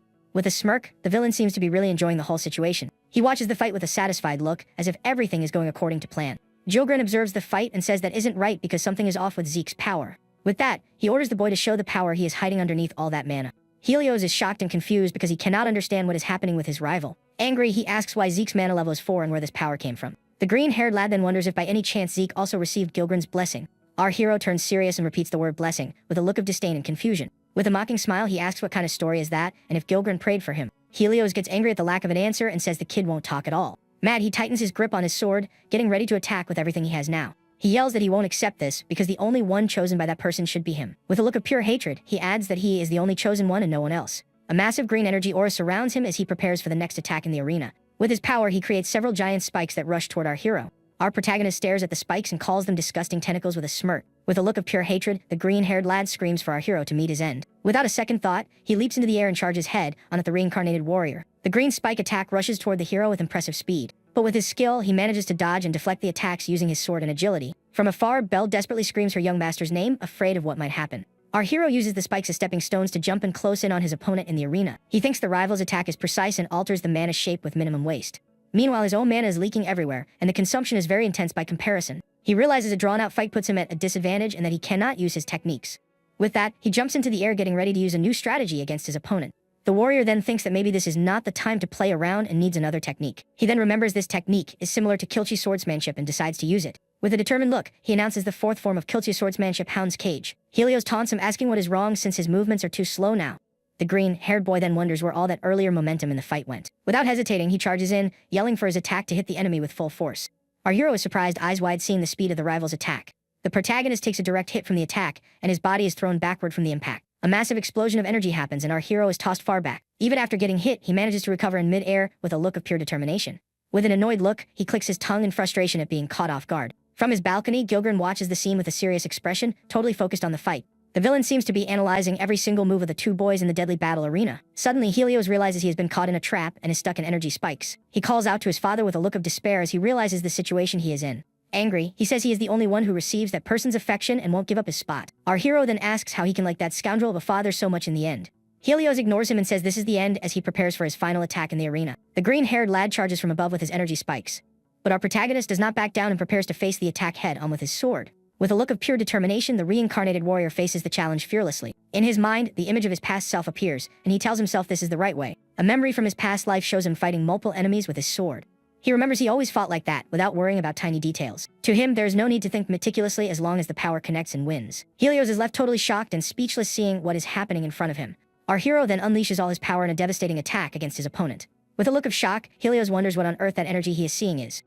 The audience is shocked by the explosion of power and wonders what is going on in the arena. Worried, Belle calls out for a young master, terrified of what might happen to him. Gilgrim just grumbles from his balcony, not caring much about the scene unfolding. Our hero's sword glows with an intense golden energy at that moment. Wrapped in an aura of fire and lightning, the lad unleashes all his hidden power for battle. The audience wonders what strange form Zeke is using to fight Helios. Helios is left completely speechless at his opponent's new power form in the arena. With a smile, the warrior tells the white rose to grind his teeth, because he is going to prune his thorns. Our hero's energy takes the shape of a giant golden scythe, surprising everyone. The green-haired lad is shocked and wonders what the heck he is seeing in the arena. Our protagonist then tells his opponent to grind his teeth once more for the attack. With a determined look, he says he will clear all of his rival's thorns in the battle. The green-haired boy is completely paralyzed with fear at Zeke's power. Wasting no time, the reincarnated warrior charges in with his energy scythe to attack. Helios stays frozen, wondering once again what that thing he is seeing is. The protagonist jumps into the air for a devastating aerial attack against his rival in the arena. The strike creates a massive explosion that destroys part of the battle arena in an instant. The crowd cries out in pain as they are blown backward by the devastating power of Zeke's attack. They wonder what destructive power that is, and if that is really the Zeke they knew. Scared, Belle can only whisper her young master's name amidst the dust. Wrapped in flames, the warrior faces his opponent with a look of pure victory in the arena. Fallen on the ground and panting, Helios can barely move after taking the powerful hit. He wonders if the kid copied his technique because the form change was really ugly. With a smile, our hero tells him not to fool himself because he is the hunter in that fight. The green-haired lad grinds his teeth in anger at Zeke's taunts in the arena. He gets up and says it does not matter if he is a weed or not because he is going to fight. With a furious look, he challenges him to find out who the strongest of the two is there. Without a second thought, the lad charges at our hero with his spikes. The protagonist faces him with a serious look, ready for the counterattack and to win. The two clash in a battle of green spikes and golden energy in the middle of the arena. Helios cries out in pain as he is pressured by our protagonist's absurd power. With a smile, our hero says weeds are stubborn and grow back again. This means he needs to completely pull him out by the roots to win the fight. The green-haired boy tries to defend himself, but the golden energy is much stronger than him. After the smoke clears, Helios is down, and our hero stands completely victorious. Lying on the ground, he complains that his rival's fighting style is vulgar and lacks technique. Even defeated, he keeps glaring at our protagonist with a look of pure hatred. With the smoke settling, he looks at the balcony and sees his father's figure watching everything. The villain stares at him with a cold expression, totally indifferent to the duel's result. To everyone's shock, Gilgren looks away and stares at our protagonist with interest. With tears in his eyes, the green-haired boy calls out his father's name in despair. The arena falls silent as father and son stare at each other from afar in that tense moment. Grika notices his father is looking at Zeke and cannot believe what he is seeing there. A tear rolls from Helios' eye, wondering if he was perhaps abandoned by him. In his mind, he sees the two of them together and despairs at the thought of losing his position. With a face full of tears and hate, he screams that he will not allow that to happen. He says he is his father's special one, the only one to receive his affection, and that he needs him. Our hero just stares at him with a serious look, not caring about his brother's drama. With totally dark eyes, he screams that he is the only one who can stay by his father's side. Our hero is totally shocked by the transformation and wonders what that is. Suddenly, a strange purple slime starts oozing from Helios' body in a bizarre way. Seeing the slime, the reincarnated warrior realizes he has seen that somewhere before. Helios' body starts transforming, and he says he is the only one who can merge with Gilgren. With that, he turns into a muscular being with purple markings and an evil smile. Our protagonist then remembers the question about the blessing and realizes what that is. The green-haired lad starts screaming in pain and calls his father's name in despair. His hand tightly clenches, and he seems to be feeling unbearable pain in his body. He then lets out a scream of agony as his own spikes wrap around him on the floor. With the transformation, his sword falls to the ground, and he seems to lose control of himself. With a look of pure hate, he glares at our hero and swears he will finish him right there. Without thinking twice, he charges full speed at Zeke with his green spikes. The two then clash in a battle of power in the middle of the deadly dueling arena. With a furious scream, he tells our protagonist to fall once and for all right there. The reincarnated warrior feels the pressure of the attack and struggles to block the strike. He then realizes that power doesn't fit in his body and curses that scoundrel Gilgren. With that, he remembers the A-rank beast and how the villain is even messing with humans. The two continue exchanging blows in a clash of green and golden power auras. With a smirk, our hero calls him a pitiful jerk for getting into this. Annoyed, Helios yells back and asks what he means by pitiful now. He then says his spikes are an honor, representing his father's expectations and love. With redness dripping, he screams that his father's love will become his thorns in the fight. But our protagonist cuts him off, saying it is nothing like he thinks at the moment. He explains that with his skill, he could have reached the top on his own without help. With a serious look, he adds that the lad profaned his own potential as a swordsman. Helios is speechless for a moment, unable to answer our hero's words. Angry, he yells at the kid to shut up and says he did it all for Gilgren. The protagonist then says he is going to cut down that cursed thorn he calls the White Rose. Wrapped in his golden aura, he charges full speed at his opponent in the arena. From the impact of the strike, Helios' body is thrown back with his spikes breaking. From afar, Belle and the audience watch the scene, shocked by our protagonist's power. With a victorious look, he tells Helios to clean himself up and come back to fight another day. The green-haired lad's body is tossed forcefully out of the battle arena. The audience falls silent, unable to believe Helios was actually defeated by Zeke.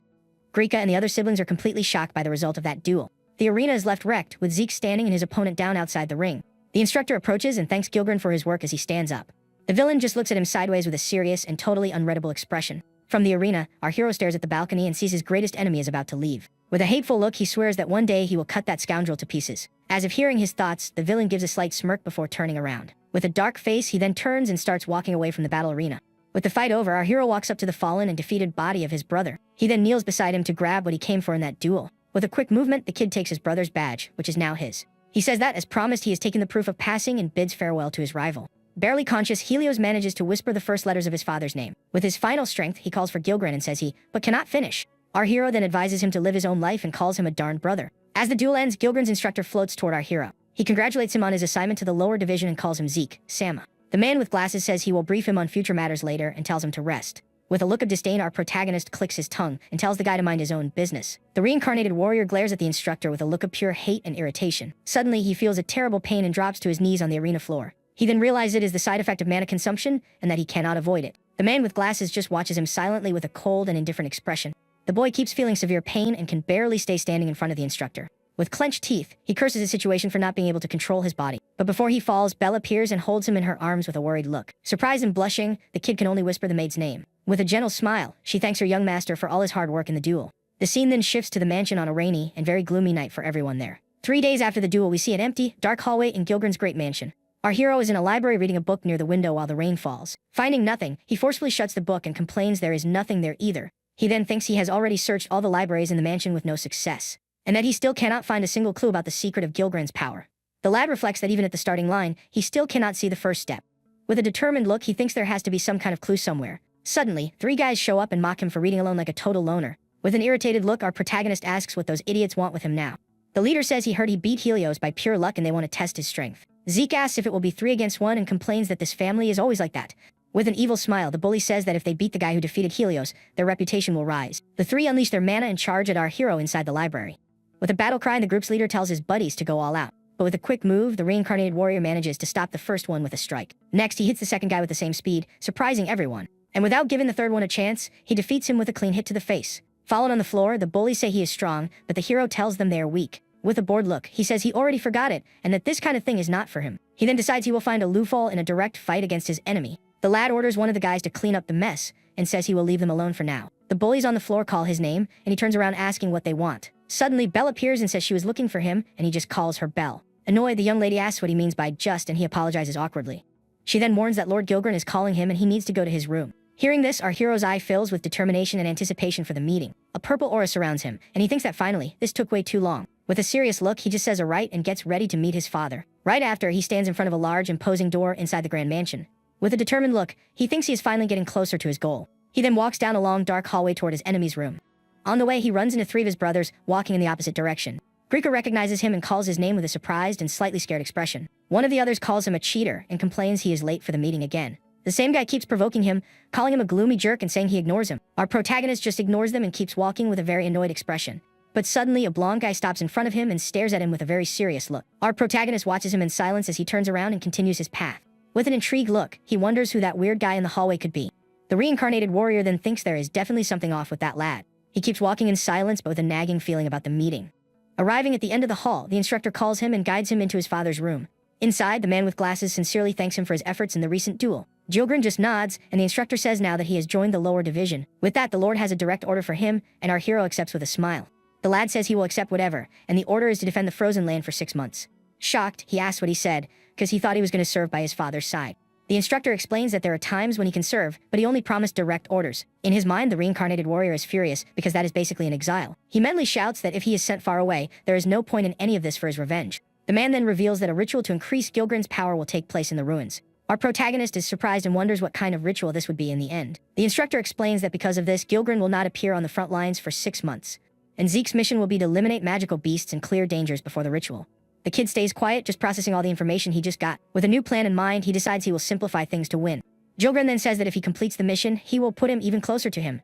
With a smirk, the villain asks what he thinks of the proposal he just made. Our hero gets thoughtful and wonders what even closer could mean in the end. The man with glasses warns that the intermediate division is already there and he must cooperate. The warrior then thinks he does not know what whim this is, but it is not a bad deal. With that, he accepts the mission and swears he will make Gilgren regret those words. The scene then shifts to a carriage in a snowy landscape, and the driver says all right. He then warns that this is as far as he can take them with that carriage.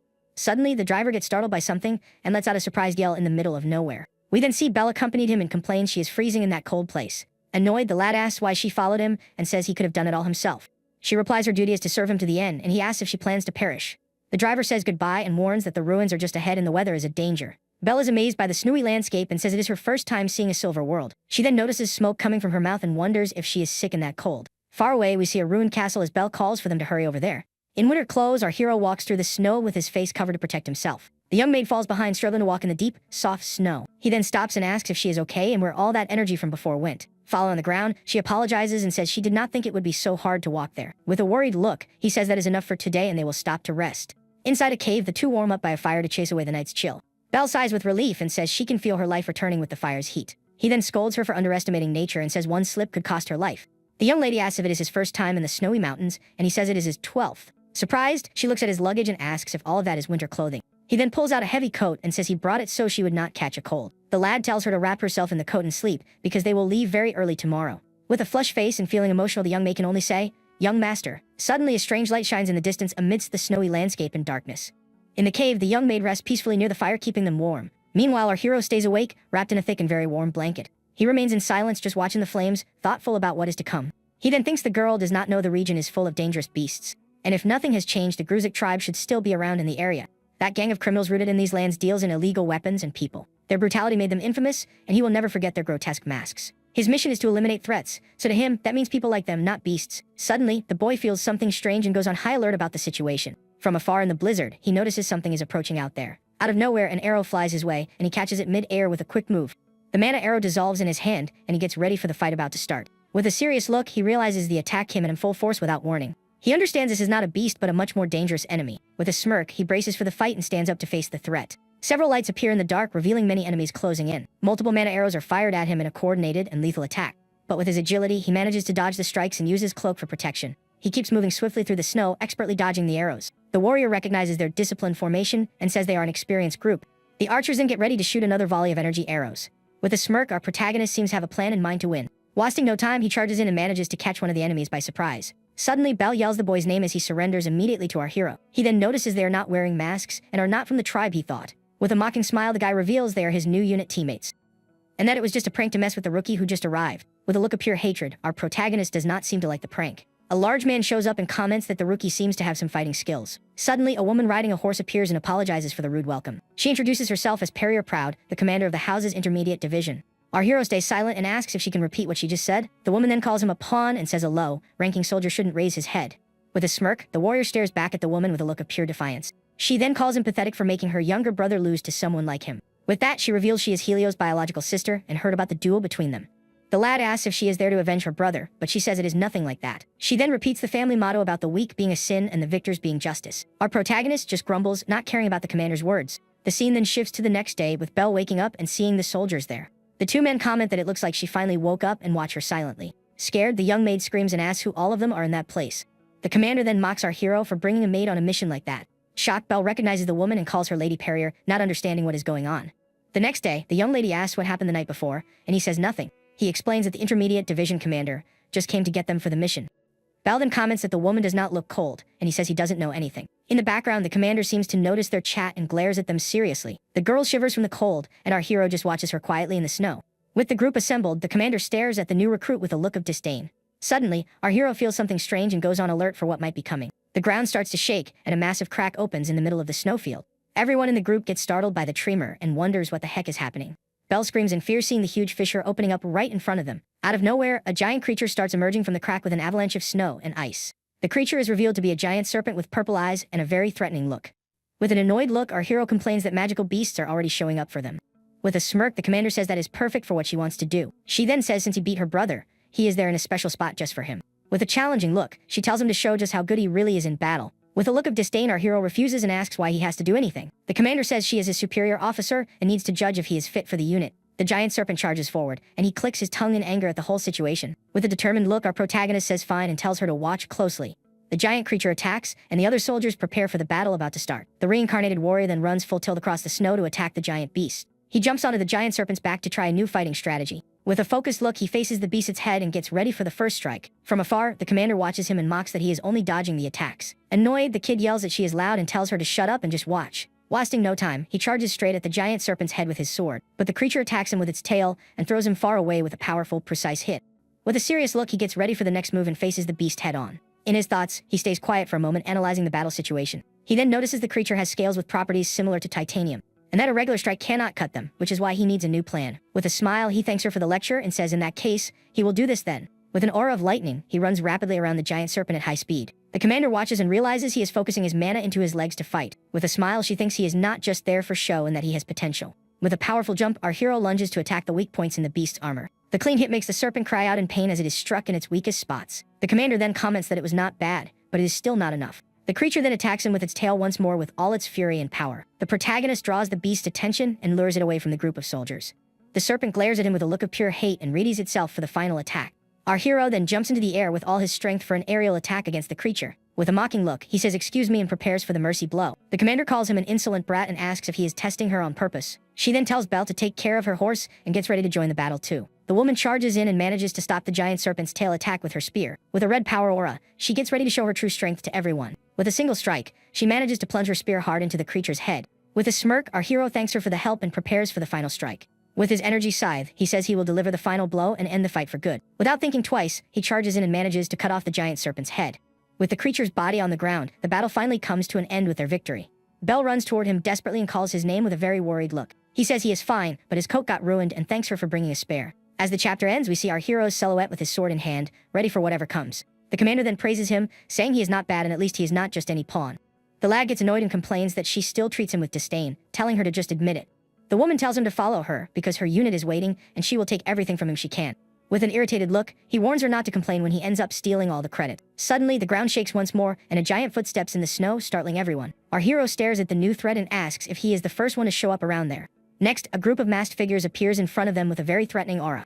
The group's leader approaches and orders the kid to state his name, calling him a brat. With a smirk, the protagonist mocks them, asking if they are bandits playing night.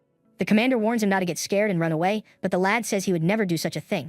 He then faces the enemies and shouts that his name is Zeke, proud for everyone to hear.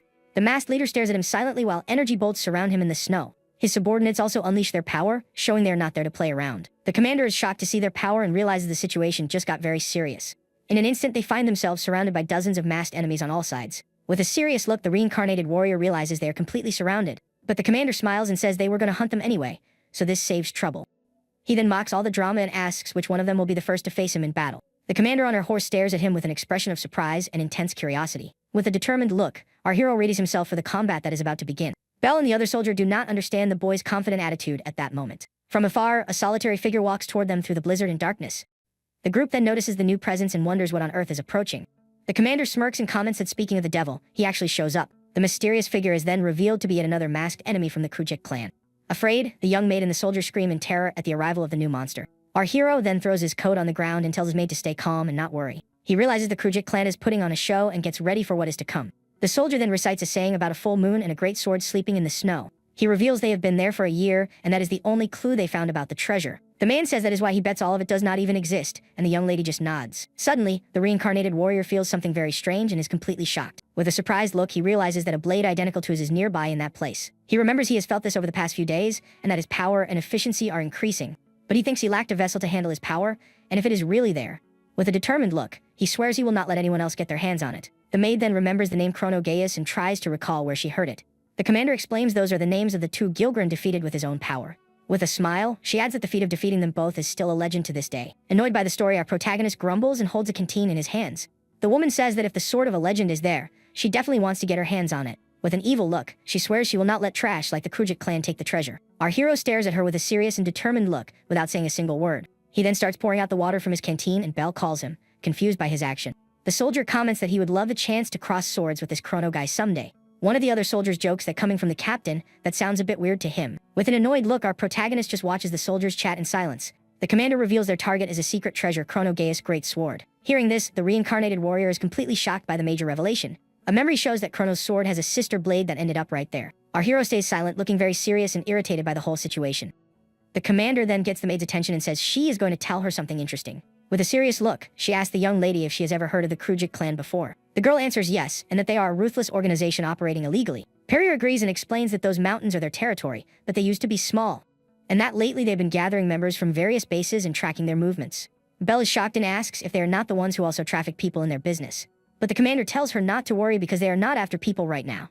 The maid comments that the silence around them is scary, like time has stopped. She adds that it is colder than before and her breath makes white clouds. Our hero then explains the silence is because the snow absorbs all the sound, and the cold is because the air is so clear that heat escapes, turning it into a world of death. The young woman looks at the landscape and says that even though it is very beautiful, it is quite terrifying. With that, the girl gets curious and asks her young master when he learned all this. The boy replies it was Hannah, because she was an expert in meteorology and taught him. Suddenly, the reincarnated warrior's expression changes, and he seems to regret speaking. The maid asks who Hannah is, but he says it is nothing and tries to change the subject. A memory of Hannah flashes, with her saying she's counting on the sword Saint Chronogeus. Back to the present, the group continues their journey through the snow in a very tense silence. Our protagonist moves forward with a determined look, focused on his goal. The commander also looks focused as she leads the group through the frozen landscape. The other unit members walk in silence, alert to any danger that might pop up. Belle looks a bit scared and holds onto her young master's arm to feel safe. The girl comments that everything got very quiet suddenly, and the lad nods. With an irritated look, he scolds her, saying they're not on a picnic and tells her to stop. Suddenly, a memory of his past self pops into his mind, letting out a tired sigh. His wife Hannah approaches and asks what her beloved is doing at that moment. He stares at her in silence and calls her name with a serious and somewhat distant expression. With a gentle smile, the lady says he has been acting quite strangely lately. He then explains he finds it weird that his breath does not turn white and he is still freezing. With a smile, she replies it is obvious because they are higher than any mountain. She adds that in a dry and cold environment, breath does not fog up so easily. The warrior praises her knowledge, and the lady says she just read a bit about the subject. To his surprise, she reveals she read the books that were in his private study. He says he is an expert in combat, and she replies that knowledge can also be power. Back to the present, the Krujik clan leader demands the boy state his name directly. Our hero introduces himself and gives him two choices: either he meets his end, or he tells everything about the great sword. The masked man just stares at him in silence and says he understood what he meant. Suddenly, the enemy turns around and starts walking away, leaving the protagonist confused. Angry, the kid yells that he never said he could run away and tells him to come back and fight. The commander then calls him and tells him to forget those who turn their backs on the battlefield. With a smirk, she tells him to look because the others are more than ready to fight. With that, the other clan members draw their weapons and get ready for the combat to begin. A blue energy surrounds the enemies, showing they are quite powerful and dangerous. One of the masked guys gives an evil chuckle, getting ready for the upcoming attack. The scene shows the group completely surrounded by the horde of enemies ready for battle. With a confident smile, our protagonist faces the situation and says it is not bad. Worried, Belle calls to him, and the soldier tells her to stay back because it is dangerous. The commander grips her spear and says it looks like everyone is ready to fight to the end.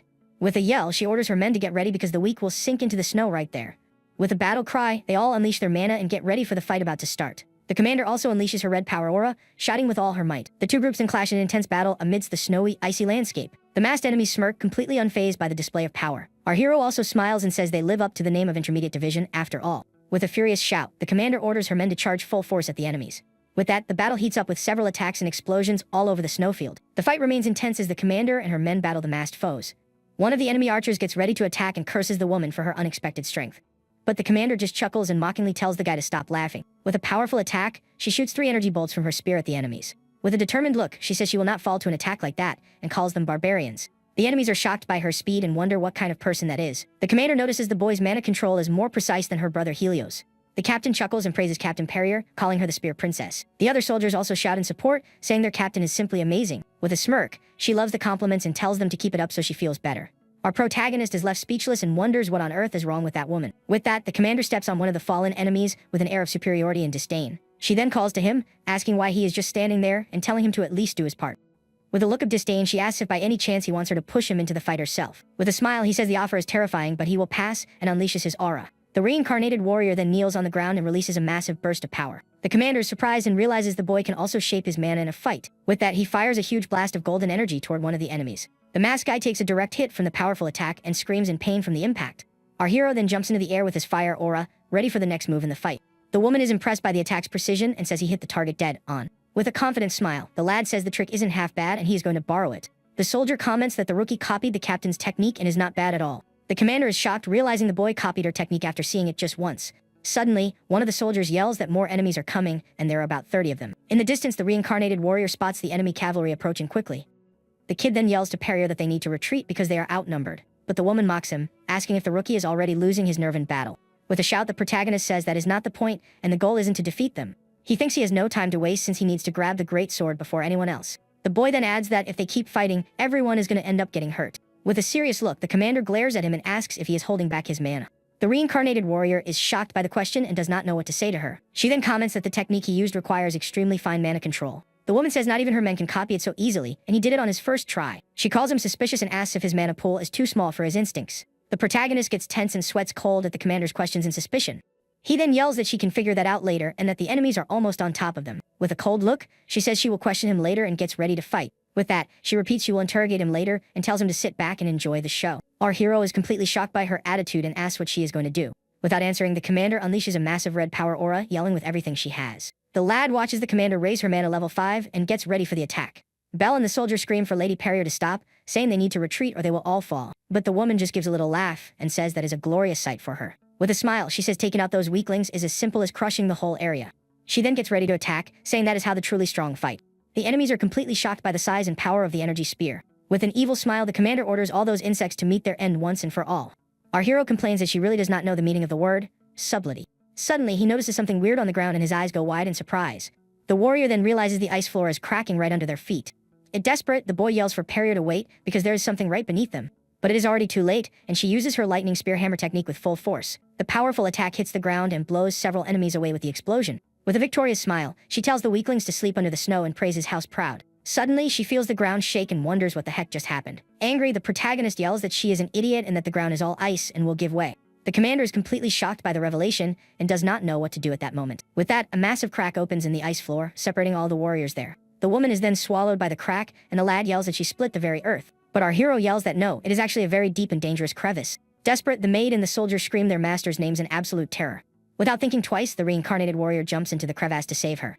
The two then start falling into the dark icy pit, not knowing what awaits them. The soldiers watch the scene and comment that the captain was swallowed by the earth itself. Looking at the depth, the soldier says that if they fell in there too, they would not survive. The young maid calls out for her master in despair while the soldier holds her at the edge. In freefall, the protagonist glares at her angrily and calls her a complete idiot. He says anyone with a brain would know what would happen, but she tells him to shut up. She defends herself, saying this happens when he copies her technique so easily. Our hero then taunts her, telling her to admit he is amazing, and she was impressed. The commander gets annoyed by the taunt, and the two keep arguing while in freefall. Suddenly, the lad warns her to look, because they are finally reaching the bottom of the crevice.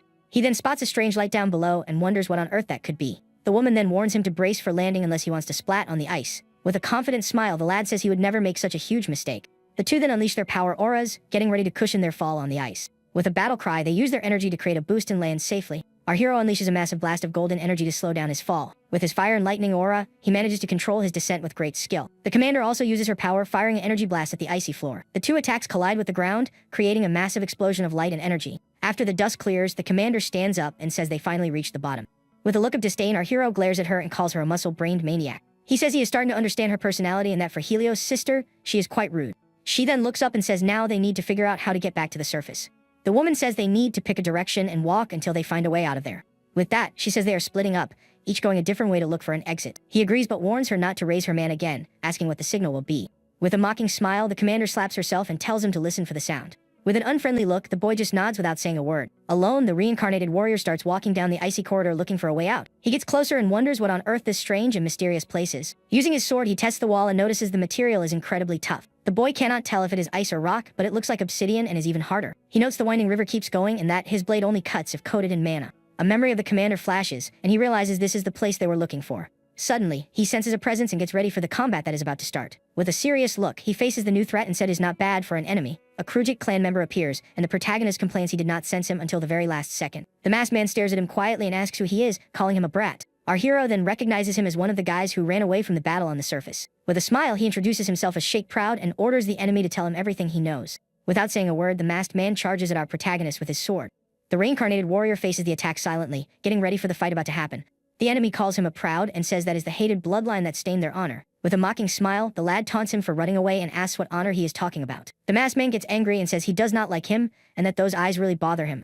The protagonist then asks if they also came for the great sword and what they know about it. Our hero is confused by the enemy's answer and does not understand what he meant. Angry, the masked man tells him not to play dumb and says his revenge will not be stopped. He then swears that when they get the great sword and take down Gilgren, they will wipe out his clan. The lad is surprised and wonders if the enemy really plans to fight him right there. In his thoughts, the protagonist notes the guy really believes the sword can defeat Gilgren. He then realizes that this blade might be connected to his enemy's big secret. With a confident smile, the lad thinks this changes everything, because he just needed a weapon. The two stare each other down with their power auras, ready to fight for the legendary great sword. With a battle cry, the two get ready to fight in the middle of the icy corridor. The two then clash in a battle of blue and golden power auras right in that spot. From the impact of the strikes, the ice floor begins to crack and pieces fly everywhere. The masked enemy uses his agility to dodge the attacks and leap across the debris. Our protagonist also jumps and uses his energy to create a pillar to attack from above. The two clash once more in an intense exchange of blows full of power and skill. The warrior and the masked man stare at each other with determination, ready for the next move. The battle continues with the two moving at high speed and trading powerful blows. With a serious look, our hero uses his agility to dodge and counterattack his opponent. He then realizes that this guy is much better than the others and his style is different. The masked enemy remains silent, just watching him with a cold, calculating stare. He wonders who this guy is and why his eyes and his sword are so familiar. Our protagonist challenges him, saying he does not know who he is but will find out through a beatdown. Suddenly, the icy floor starts to shake once again, surprising the two in the middle of battle. The lad gets annoyed and wonders if that idiot Perrier is up to something again. Out of nowhere, a giant three-headed serpent bursts from the ice floor with a powerful roar. The masked man recognizes the creature as an ancient magical beast that had been hiding there. Our hero realizes his enemy knows more than he is letting on and braces for the worst. With a new plan, the reincarnated warrior gets the masked man's attention for a chat. He then suggests they take out the creature first, as they do not want it destroying everything. The giant serpent glares at the two with its glowing eyes and prepares to attack. The masked enemy stays quiet for a moment, thinking about the lad's proposal. With that, he agrees to the plan and gets ready for the battle against the new, massive threat. But he warns that as soon as the beast falls, the next one to be defeated will be our protagonist. With a smirk, the kid just gives a little laugh, completely unbothered by the threats. The lad says that is fine by him, and the two charge together against the giant beast.